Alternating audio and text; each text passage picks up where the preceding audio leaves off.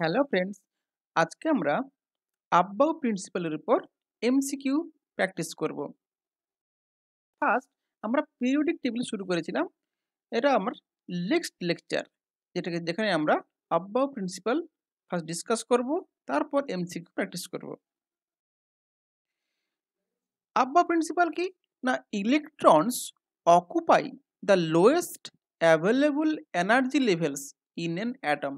অর্থাৎ একটা অ্যাটমে কোন অরবিটালে ইলেকট্রন ফিল আপ হবে সেটা ডিপেন্ড করছে কি না, যে অরবিটালের এনার্জি লোয়েস্ট সেখানে ফার্স্ট ফিল আপ হবে, তারপর হায়ার এনার্জি লেভেলে যাবে। যদি আমরা এটা ফলো করতে চাই তাহলে স্টেপ বাই স্টেপ আমাদের কিছু রুল ফলো করতে হবে। ফার্স্ট হচ্ছে কি না, starts with the lowest energy orbital. অর্থাৎ 1s অরবিটাল হচ্ছে কি লোয়েস্ট এনার্জি, ফার্স্ট এটাকে ইলেকট্রন দিয়ে ফিল আপ করতে হবে। নেক্সট হচ্ছে যে যখন আমরা ফিল আপ করছি তাহলে প্রতিটা অরবিটালে কটা করে ইলেকট্রন ধরছে সেটা দিয়ে কমপ্লিটলি ফিল আপ করতে হবে। যেমন 1s অরবিটাল ম্যাক্সিমাম দুটো ইলেকট্রন থাকে, তাহলে এখানে দুটো ইলেকট্রন ফিল আপ হওয়ার পর আমরা নেক্সট লেভেলে যাব।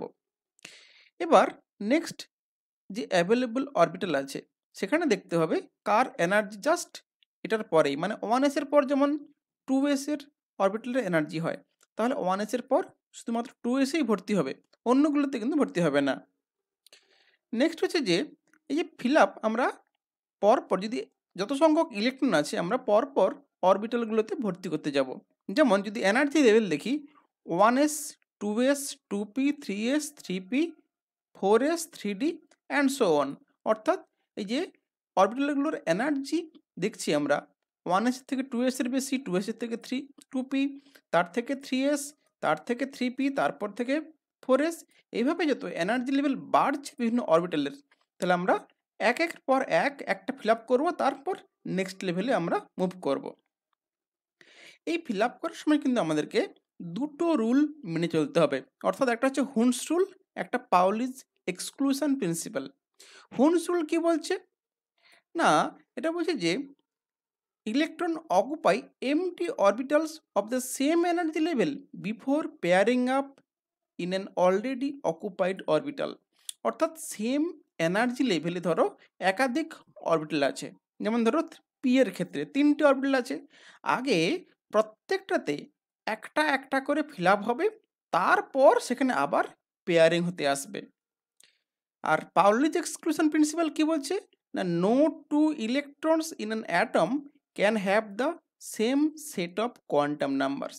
কোনো একটা অ্যাটমের কোনো একটা ইলেকট্রনের কখনোই 4টে কোয়ান্টাম নাম্বার একই হবে না, অর্থাৎ তারা ডিফারেন্ট হবে।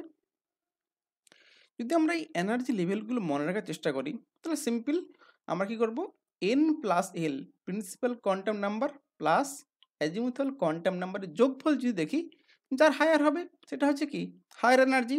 কিংবা এই যে 1s, তারপর 2s, তারপর 2p, 3s, next 3p, 4s, এরপর 3d, 4p, 5s, আবার ব্যাক করে আসছি এখানে 4d, 5p, 6s, এরপর আবার ব্যাক করে আসবো 4f, 5d, 6p, আবার ব্যাক করে এলে 5p, 6d। তাহলে এইভাবে যদি আমরা একটা অর্ডার মনে রাখতে পারি তাহলে এটাই হচ্ছে কি না, বিভিন্ন অরবিটালের এনার্জি লেভেলগুলো আমরা খুব সহজে মনে রাখতে পারবো। হয় এন প্লাস এল রুল মেনে চলতে হবে, ওটা মনে রাখবো, কিংবা এই অর্ডারটা মনে রাখলেই আমরা অরবিটালের এনার্জি লেভেলটা জানতে পারবো। এবার আমরা কয়েকটা কোশ্চেন প্র্যাকটিস করে নিচ্ছি। The Aufbau principle states that, Aufbau principle কি বলছে না, electron fill orbitals in order of increasing energy levels. এটা হচ্ছে কি আব্বাও প্রিন্সিপালের main statement. Question 2, according to the Aufbau principle which orbital will be filled immediately after 3p, 3p অরবিটালের পর কোনটা ফিল আপ শুরু হবে? Simple 4s। Question 3. The correct order of orbital energy levels based on the above principle. Above principle অনুযায়ী correct energy level কোনটা? না এই যে 1s, 2s, 2p, 3s, 3p, 4s, 3d। এটা হচ্ছে কি correct order of increasing energy levels. Question 4. Which of the following configuration violates above principle? এই যে চারটে কনফিগারেশন দেওয়া হয়েছে ইলেকট্রন ডিস্ট্রিবিউশন, কোনটা above প্রিন্সিপালকে ভায়োলেট করছে? অপশান সি, এই যে 4s1 এটা কমপ্লিটলি ফিল আপ না হয়ে 3d1-এ চলে গেছে, এটা above প্রিন্সিপালকে ভায়োলেট করছে। Question 5. Which of the following orbitals has the lowest energy according to above principle? এদের মধ্যে কোনটার এনার্জি সব থেকে কম? 3p, এর এনার্জি সব থেকে কম। আজকে এটুকুই। Thank you.